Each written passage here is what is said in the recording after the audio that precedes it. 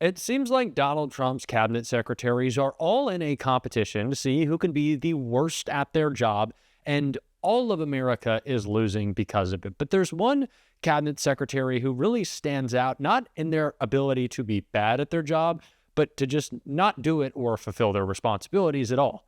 And that is, of course, Attorney General Pam Bondi, who should follow the law and does not.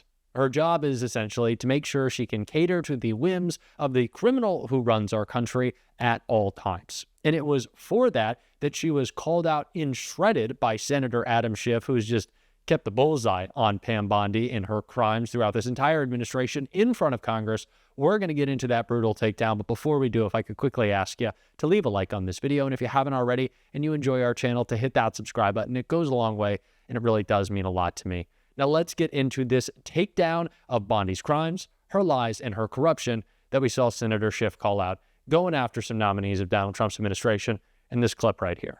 I want to follow up on Senator Kennedy's line of question and ask a similar line of yes or no questions, just to put a finer point and make sure that your answers are as definitive as they sounded.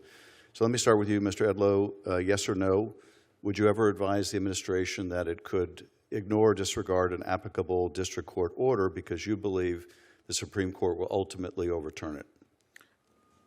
Senator, as I said before, yes, just a yes or no question. I don't believe I'll ever be Senator, in that position. But you may not. But just like you answered Senator Kennedy, I want to make sure that you were not misleading anyone. So let me ask the question again. Would you ever advise the administration that it could disregard an applicable district court opinion or order because you believe the Supreme Court will ultimately overturn it? Yes or no? I don't want to speculate, but I can't see a situation where I would advise to not follow a court order.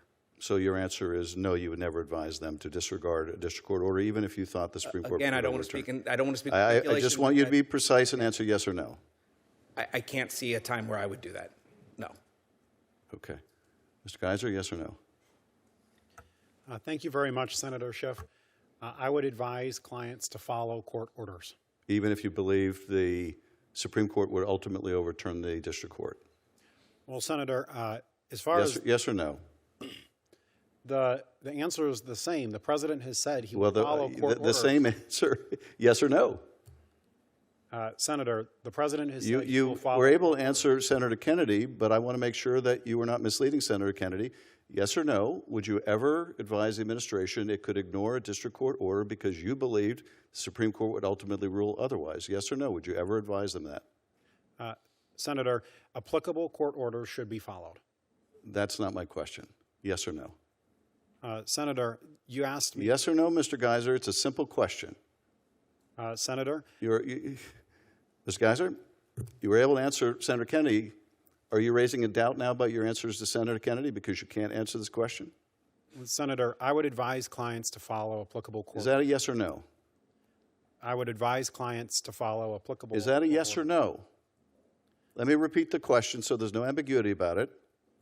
Would you ever advise the administration, you're going to be, if you're confirmed, heading the Office of Legal Counsel that helps determine whether actions are lawless or lawful, would you ever advise the administration that it could ignore an applicable district court opinion or order because you believed the Supreme Court would ultimately overturn the order? Yes or no? Senator, if I'm confirmed to lead the Office of Legal Counsel, all right. I would. You're not answering the question. So I guess the answer is to Senator Kennedy, you just might advise the administration to ignore a district court order. How about you, counsel? Thank you, Senator Schiff. In my role as director, I just am not asking yes or no. Well, I would thank you. I wish to clarify. I'm not, if confirmed, a director. I'm not acting in a legal capacity at all. I'm part of the executive agency branch, and therefore would not be advising clients on any aspects of that. Well, would it be appropriate, in your view, for anyone else among legal counsel to do so? In general, court orders should be followed and respected. There are situations which I recall back from law school between branches. I guess you're not able to answer the question either. Counsel, how about you? Senator Schiff, thank you. I mean, I agree. I don't believe it's appropriate to address this hypothetical. At the Department of Justice, so you want to revise your answer to Senator Kennedy then? That is, there may be circumstances where you advise the administration to disregard a district court of opinion because you believe the Supreme Court might rule otherwise. Is that your opinion? As a lawyer, the answer is it depends. Okay, thank you. Then we'll make sure Senator Kennedy is aware that you just might, it depends, advise the administration to ignore court orders. Senator, let me ask another question. Mr. Geiser, would you agree that it would be unlawful for the president to accept a gift from a foreign state without the consent of Congress? Would you agree that's unlawful? Well, thank you for that question, Senator. Yes or no? Whether something is lawful or not, I would always want to look. I'm just asking you a simple question. Is it unlawful for the president to accept a gift from a foreign state without the consent of Congress? Very simple question. Senator, as a lawyer, I would always give my... I'm not asking you for a preamble, just yes or no. Well, Senator Schiff, it depends on the fact... Well, Mr. Geiser, where is the depends on the facts of Article 1, Section 9, Clause 8, which says, no person holding any office shall, without consent of Congress, accept any present from any foreign state. That's the Constitution. Doesn't say, well, it depends, or it might, or maybe. It says, no person shall do so. Do you find that ambiguous? Senator, I thought you were supposed to be the strict constructionists. This is what the Constitution says.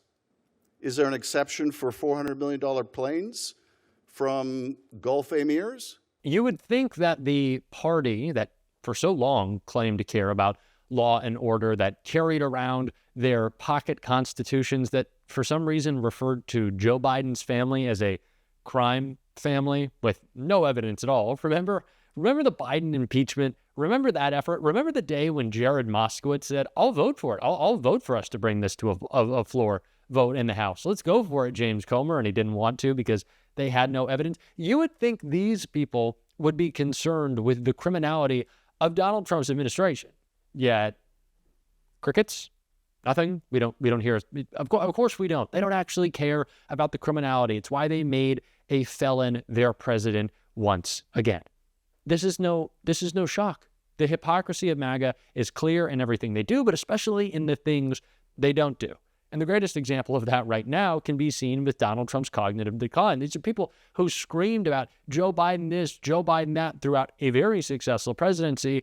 But now that Donald Trump's broken, bonkers brain is sending us into a trade war that we are very much losing, they're silent. But members of the media are finally speaking out, especially folks at MSNBC. Chris Hayes was doing that in a clip I want to check out right here. If we're going to have a conversation about the mental acuity of a recent president, it does seem a little weird to be focusing exclusively on the last one, and also include the one who blasted out this typically truly insane all-cap social media screed yesterday. Happy Memorial Day to all. Okay, weird way to start. Including the scum that spent the last 4 years trying to destroy our country through warped radical left minds, who allowed 20 million people to illegally enter our country, many of them being criminals and the mentally insane, through an open border policy that only an incompetent president would approve, and on and on and on, like an old man ranting at the sky. Alexi McCammon is the host of the podcast In Sync with Alexi. Faz Shakir is the senior advisor, Senator Bernie Sanders, executive director of the progressive nonprofit news organization More Perfect Union. They both join me now. You know, one of the things, Alexi, that I think is a sort of struggle, and it is a newsroom saying that we don't cover the planes that land. That when things are normal, they're not news. When they're abnormal, they become news.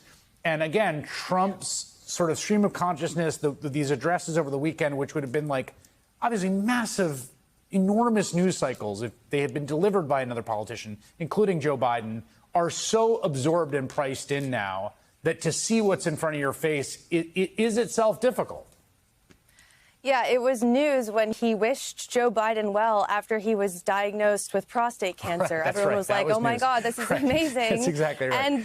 And to your point, it's like we're normalizing these crazy screeds, which is, of course, just lowering the bar for Republican leadership, not Democratic leadership, lowering the bar for Republican leadership for the forever future, as far as I can tell. And it's a disgrace when Democrats included say, well, we should thank President Trump for being nice and normal and choosing Biden over cancer. I mean, he's calling him scum a few days later, so it's a problem. You know, part of it, too, has to do with this question about, you know, one of the sort of questions in the political discourse after this book on the sort of last few years of the Biden administration, is the degree of, like, how on top of what was happening in his White House was Joe Biden. Which, again, I think there's some interesting questions there. But in the current world we live in, like, Trump does come out every day and, like, ask what he's signing when they give him his executive orders. And on the single biggest piece of domestic legislation, which is this big, beautiful bill, like, he doesn't seem to be that in control of it at all. In fact, it seems like it was written by, like, you know, the same people that have been running the party for 20 years, Faz. Well, mental inacuity, or whatever the word is, comes in many forms. The one that we're concerned about with Donald Trump oftentimes is that you don't know what to expect of a decision making. There's no steady hand on the wheel. It's constantly in reversal. So, you know, you were in earlier in the show talking about the EU tariffs, and the tariffs in general has been a kaleidoscope of on, then off, then on, then off. You take this weekend, there was post on Truth Social about Putin, and he's very upset at Putin's killing civilians. It wasn't just weeks ago when he brought Zelensky in and dressed him down for saying exactly the same thing. We talked about the big, beautiful bill that you mentioned. He said, don't F with Medicaid. They cut Medicaid. He says, what about raising taxes on the rich? Then he's not for that anymore. You know, every single day, Doge cuts. I mean, he's moved all kinds of places on that. Every single day you get a reversal of some kind that you're just like, you know, you can't have any degree of confidence that there's a steady hand on the wheel. I think the themes that stick out most in this administration are the corruption, which is very clear and on display all the time, and the incompetence.